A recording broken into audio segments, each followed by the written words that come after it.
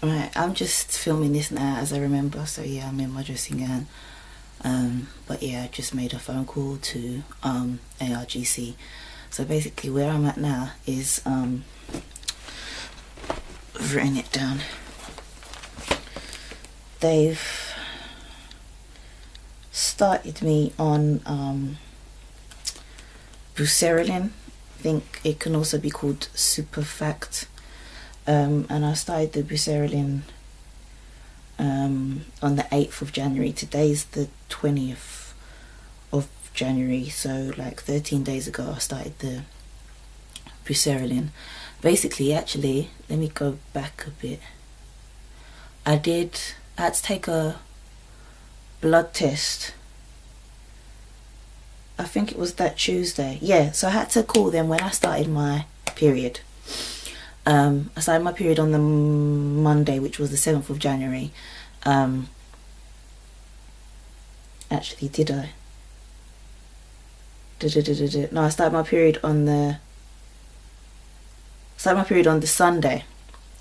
But I started in the evening, so they were treating Monday as day 1. So I went in on day 2, which was the 8th of January, and I had to take a blood test.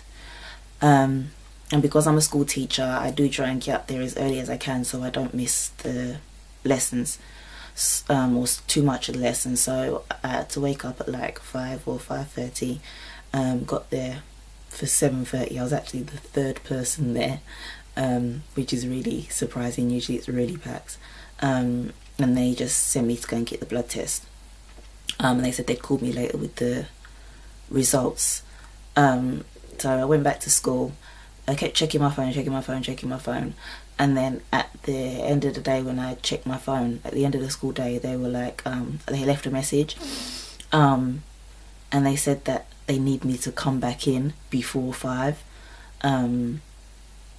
because my hormones were a bit high and they needed me to start the medication. So when I went in, they gave me the buserelin. And I started 0.5 mils of buserelin every day, taking that in my stomach. And it's hard to say I'm used to that, but yeah, that's what happened on the 3 other cycles anyway. So it's like whatever. Kind of getting fed up of waking up every single morning and sticking my belly with needles right now, but you know, there you go. That's what's got to happen. So I went back in for a blood test on the Friday, so that they could check how the buserelin was working. Again, waking up early in the morning, going down there, blah blah blah, and they said again that they'd call me back. Sorry. Just to remind you that ARGC are in Wimpole Street, and I live in Belvedere, and my school is like 10 minutes from my house, in the Welling area. So yeah. So where was I? Yes, I took the blood test, came back to school, left another message. The cleaner left another message. I think it was a nurse, and she said that I need to come back in before 5 to get the medication, or because I needed some more medication, or go the Saturday before 12 o'clock. And I was like, well, I really can't be bothered to be getting up early on Saturday when I've just got up twice this week. So I just called my husband, and he met me there. I think he met me there, and we went down there anyway. So the nurse gave, I can't remember what the first injection was that she gave me, but it was something where you mix it with sorry guys, you mix it with a liquid and a powder that you mix together, and I had to take that.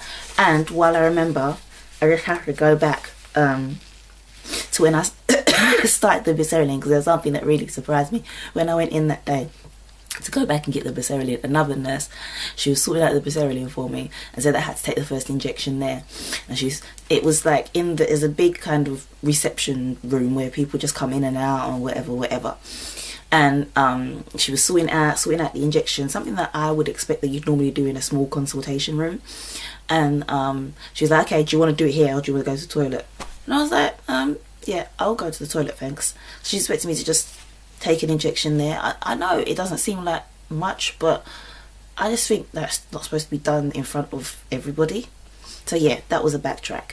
So that nurse gave me that injection, the powder with the liquid. Can't remember what it's called. I wish I could remember what it's called. Went to the toilet, took that, came back. She wrote out a prescription for a Provera, which I had to take for 5 days. Maybe I wasn't listening to her properly, because I was pretty sure she said next time I bleed I have to no, she said something about bleeding or periods, and I said to her next time I bleed, as in I don't have to wait for a period, and she that I have to call them, and she said yeah. So I was like, okay. So but I think she actually meant when I have a period. So I've come back home now. I've taken the Provera, took that, kept taking the Bacerian, and yesterday was what was yesterday? Yesterday was Saturday, the 19th of January, and I started bleeding, and it was quite heavy actually. So I called them. Their normal office is not open on a Saturday or a Sunday, so there was an emergency number. So I called the emergency number, and then that emergency number said to call another emergency number. I'm like, whoa. So I called the other emergency number, and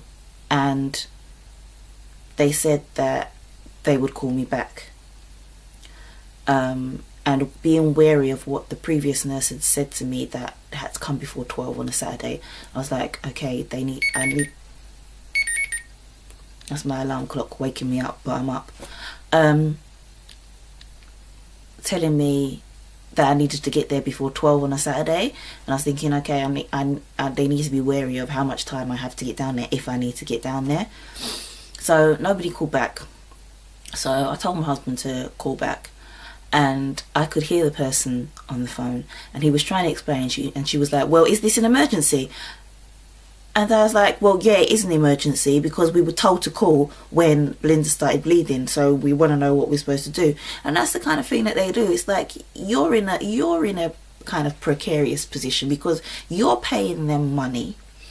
You've been told to do certain things at a certain time, and the fact is, if you don't do that, then that's money down the drain, isn't it? Because then your treatment plan's messed up. So that really ticked me off. So that's something else that's ticked me off with them, which is the same as what's always ticked me off about them, the way that they talk to their patients and customers. We are paying money, and it's like you're at their mercy, because it's like, what else are you supposed to do? You have to take it, you have to listen. But anyway, they said again that they'd call back. Nobody called back. So this morning I've woken up, called the normal line again just in case. It says to call the emergency number. Called that first emergency number. The emergency number worked this time. This time it sounded like a nurse. And she said, are you pregnant? I was like, no, I'm not pregnant, but I was told to call when I start bleeding. I've been taking Provera, blah, blah, blah. And she said, okay, with Provera, sometimes you get breakthrough bleeding. But what you need to wait for is a proper period. If you think that you have a proper period, then you can come in on Monday, we can do a blood test, and we can double check. But I think she was pretty certain that it's probably breakthrough bleeding. And now I think about it, maybe it is breakthrough bleeding and it's not my proper period. But I just needed someone to tell me that yesterday. But instead, I spent the whole day worrying and stressing. And when you're on treatment, that's not a good thing for your body to be going through. So that's where I'm at right now. I've used up one whole vial of Bacerian, and I'm on my second vial of Bacerian, which by my workings out will take me up until the end of January if I continue to take 0.5 milliliters, mil a day. So yeah, I'm going to church today with my mum. So, and I was thinking about it last night, and I'm pretty positive that, I don't know, I feel like I might get a breakthrough or something, but who knows. Anyway, I will see you next time for an update.